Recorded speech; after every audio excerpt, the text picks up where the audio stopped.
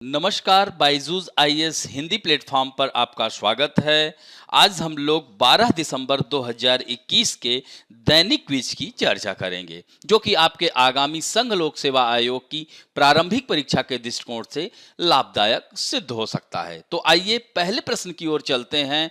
Pinaka missile प्रणाली के संदर्भ में निम्नलिखित कथनों में से कौन सा सही नहीं है? तो यहाँ पे पहला कथन है, डीआरडीओ ने पिनाका में प्रक्षेप वक्र सुधार प्रणाली विकसित करने के लिए फ्रांस सैन्य उद्योग के साथ मिलकर काम किया है। तो यही कथन असत्य है। पिनाका एक मल्टी बैरल रॉकेट लॉन्चर है, यह कथन सत्य है। यह पूरी तरह से स्वचालित है और माइक्रो प्रोसेसर आधारित निर्धारण और अग्नि नियंत्रण का उपयोग करता है, यह भी कथन सत्य है। पिनाका की प्रत्येक समूह में 6 लॉन्चर वाहन होते हैं और प्रत्येक लॉन्चर वाहन में 12 रॉकेट होते हैं। तो यह तीनों कथन सही है, पहला कथन सही नहीं है, अतः उत्तर ए हो जाता है। और इससे संबंधित खबर द हिंदू में आई है कि विस्तारित रेंज यानी Pinaka extended range rocket system tested. किसने कहा? डीआरडीओ ने, यानी डिफेंस रिसर्च डेवलपमेंट ऑर्गेनाइजेशन। तो विस्तारित रेंज पिनाका रॉकेट प्रणाली का सफलतापूर्वक परीक्षण किया गया। तो सेना के सबसे शक्तिशाली फायर सपोर्ट सिस्टम में से एक पिनाका एक्सटेंडेड रेंज, यानी इसको पिनाका ईआर कह सकते हैं, और यह मल्टी लॉन्च रॉकेट सिस्टम को 2 कंपनियों द्वारा निर्मित रॉकेटों के जरिए परीक्षण किया गया। तो इसकी जानकारी किसने दी?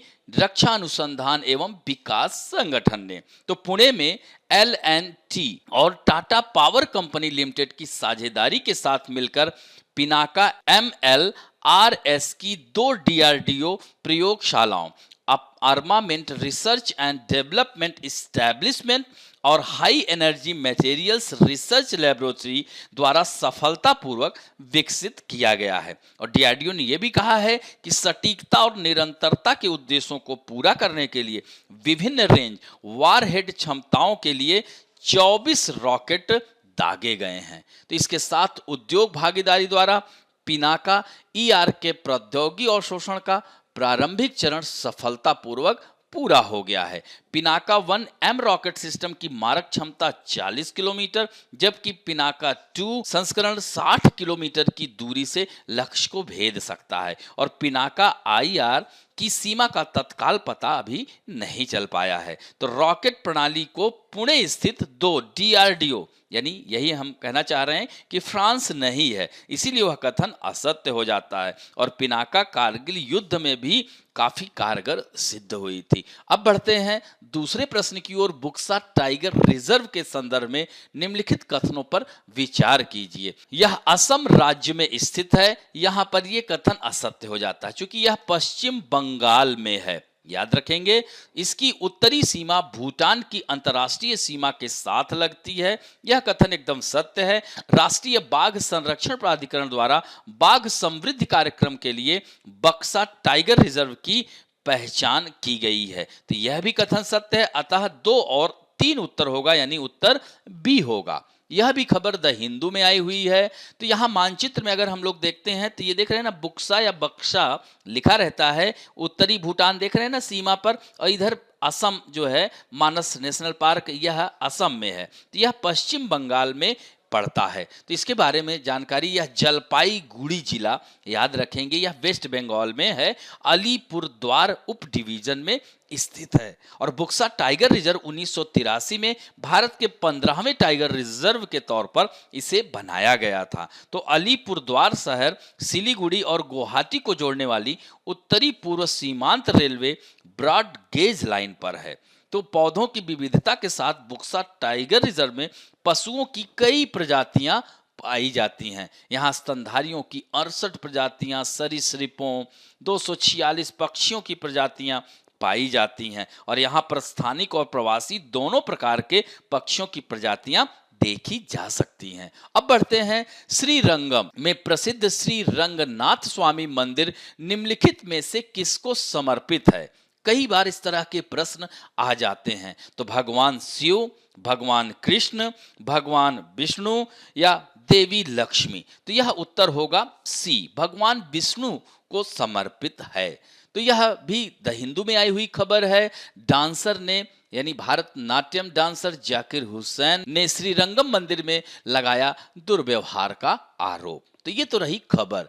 तो यह मंदिर के बारे में याद रखेंगे, तमिलनाडु में त्रिचिरापल्ली से 12 किलोमीटर की दूरी पर स्थित श्रीरंगम जहां स्थित है एक विशाल मंदिर परिसर जो 150 एकड़ से अधिक क्षेत्रफल में फैला हुआ है। श्रीरंगम के इस विशाल मंदिर परिसर में विराजमान है भगवान विष्णु, जिन्हें श्री रंगनाथ स्वामी के रूप में पूजा जाता है और यह द्रविड़ शैली में निर्मित है। तो कावेरी और उसकी सहायक नदी के द्वारा बनाए गए द्वीप पर बसा श्री रंगम का रंगनाथ स्वामी मंदिर विश्व का सबसे विशाल संचालित मंदिर। वैसे तो सबसे विशाल अंकोर वाट कहाँ है? कंबोडिया में है, लेकिन क्रियाशील मंदिर की बात की जाए तो श्री रंगम को ही माना जाता है। चौथा प्रश्न है, चकमा हाजोंग समुदाय निम्नलिखित में से किस भारतीय राज्य के सामान्य निवासी हैं? हालांकि यह उत्तर पूर्व में भी पाए जाते हैं, लेकिन वर्तमान में मुख्यतः अगर बात की जाए तो अरुणाचल प्रदेश में से संबंधित है और यह खबर आई हुई है द हिंदू में। तो PMO takes note of Chakma Hajong census. तो पीएमओ ने यानी प्रधानमंत्री कार्यालय ने चकमा हाजोंग जनगणना का संज्ञान लिया है। तो चकमा डेवलपमेंट फाउंडेशन ऑफ इंडिया द्वारा 2 दिसंबर को अरुणाचल प्रदेश में चकमा और हाजोंग की कथित नस्लीय प्रोफाइलिंग के खिलाफ 11 से 31 दिसंबर तक दोनों समुदायों की एक विशेष जनगणना के माध्यम से शिकायत दर्ज की गई है। तो इसी से संबंधित है। इसमें यह कहा गया है कि जीवन के अधिकार का स्पष्ट उल्लंघन है, निजता का अधिकार का, उनके समानता का अधिकार भी इसमें शामिल है। तो यह राज्य में 65,000 चकमा और हाजोंग हैं। 1964 से 69 के बीच में करीब 4500 हुआ करते थे, लेकिन 1955 के नागरिकता के अधिनियम की धारा 3 के तहत जन्म से वंशज और यह नागरिक हैं। हालांकि यह कहा जाता है कि इन प्रवासियों को मुख्य रूप से वर्तमान बांग्लादेश के, जिसे पहले पूर्वी पाकिस्तान कहा जाता था, तो चटगांव हिल ट्रैक्टस में कैप्टाई बांध में बाढ़ आने की वजह से 1960 की बात है, उसके बाद से यहां से विस्थापित हो गए थे। तो इस तरह से CDFI ने राज्य में विशेष चकमा हाजोंग जनगणना की नस्ली प्रोफाइलिंग का एक अधिनियम करार दिया था, क्योंकि म्यांमार और चीन के अवैध प्रवासी जिन्होंने असम से प्रवेश किया था और साथ ही हजारों लोग जो बिना इनर लाइन परमिट के अरुणाचल प्रदेश में प्रवेश कर गए थे। हालांकि CDFI ने यह भी कहा, इसके विपरीत चकमा और हाजोंग को भारत संघ द्वारा 1964 से 1969 तक बसाया गया था और उन्हें ILP की आवश्यकता यानी इनर लाइन परमिट की आवश्यकता नहीं है। लेकिन उसके बाद से जो घुसपैठिए अंदर आ रहे हैं उनके लिए नियम कानून सख्त रखा जाएगा। अब बढ़ते हैं संघ लोक सेवा आयोग में आए हुए प्रश्न की ओर। महत्वपूर्ण प्रश्न 2019 में आया हुआ है। कभी कभी मीडिया में डेनिसोवन शब्द का उल्लेख किस संदर्भ में किया जाता है? तो यह डायनासोर के प्रकार का जीवाश्म है, यह कथन असत्य है। प्रारंभिक मानव प्रजाति, यह कथन सत्य है, अतः उत्तर बी होगा। तो यह डेनिसोवन प्रारंभिक मानव प्रजाति डेनिसोवंस होमोनिन की विलुप्त प्रजाति है। तो डेनिसोवंस के जीवाश्म साक्ष्य पहली बार 2010 में पहचाने गए। दक्षिणी साइबेरिया के बाहरी इलाके में कुछ वर्ष पहले मानव प्रजाति जैसा जबड़ा प्राप्त हुआ, जिसे तकरीबन 1,60,000 वर्ष पुराना माना जा रहा है और 1 दशक पहले साइबेरियन गुफा में ही इस होमोनिन समूह का पता चला था। तो होमोनिन मनुष्य सदृश जीवों के बड़े समूह या परिवार का हिस्सा होते हैं, जिन्हें होमिनिड्स कहा जाता है। तो होमिनिड्स में ओरिंगुटान, गोरिल्ला, चिंपैंजी, इंसान डेनिसोवन शामिल हैं। अब बढ़ते हैं आज के फैक्ट ऑफ द डे में। बहुत ही महत्वपूर्ण विषय है परिसीमन आयोग। यह अक्सर चर्चा में रहता है। तो इसमें नेशनल कॉन्फ्रेंस के सांसद हसनैन मसूदी ने कहा कि उन्हें परिसीमन आयोग की तरफ से 20 दिसंबर को नई दिल्ली की एक बैठक में शामिल होने के लिए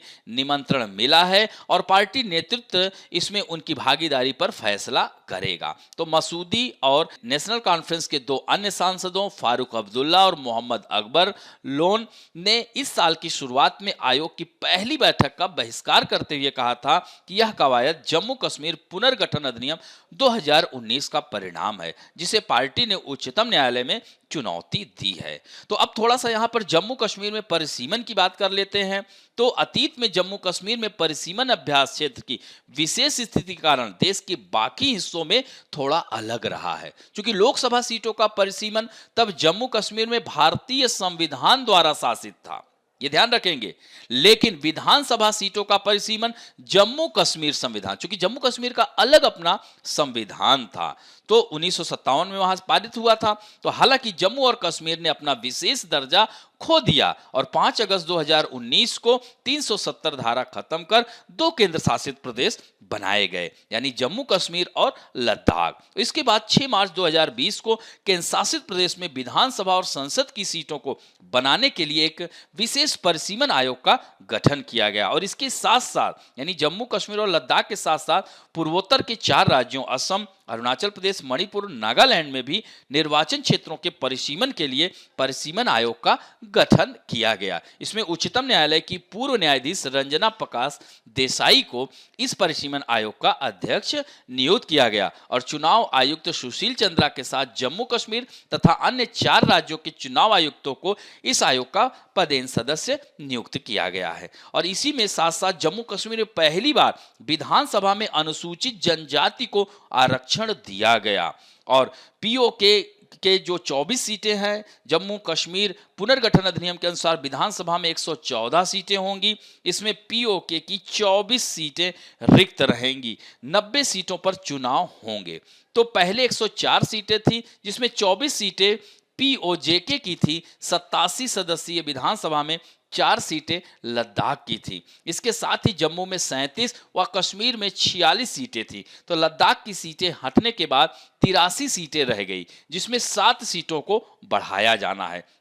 तो 1994 में हुए परिसीमन में सीटों की संख्या 76 से बढ़कर 87 हुई थी। तो इसमें जम्मू कश्मीर की सीटें 32 से 37 तथा कश्मीर की 42 से 46 हो गई थी। लद्दाख में भी 2 सीटें बढ़ी थी और संख्या 4 हो गई थी। लेकिन फारूक अब्दुल्ला के नेतृत्व में नेशनल कॉन्फ्रेंस सरकार ने 2002 में परिसीमन को फ्रीज कर दिया था। तो अब इसको बढ़ाने की बात चल रही है। तो दोस्तों अब यहीं पर आप लोगों को यह जानना आवश्यक है परिसीमन होता क्या है। तो परिसीमन यानी डिलिमिटेशन, इसका मतलब, इसका शाब्दिक अर्थ है कि किसी देश या प्रांत में विधायी निकाय वाले क्षेत्रीय निर्वाचन क्षेत्रों की सीमा तय करने की क्रिया या प्रक्रिया परिसीमन कहलाती है। और परिसीमन आयोग को सीमा आयोग यानी बाउंड्री कमीशन के नाम से भी जाना जाता है। और प्रत्येक जनगणना के बाद भारत की संसद द्वारा संविधान के अनुच्छेद 82 के तहत एक परिसीमन अधिनियम लागू किया जाता है। तो इस तरह से परिसीमन अधिनियम की संरचना अगर बात की जाए तो इस आयोग की अध्यक्षता उच्चतम न्यायालय के एक सेवानिवृत्त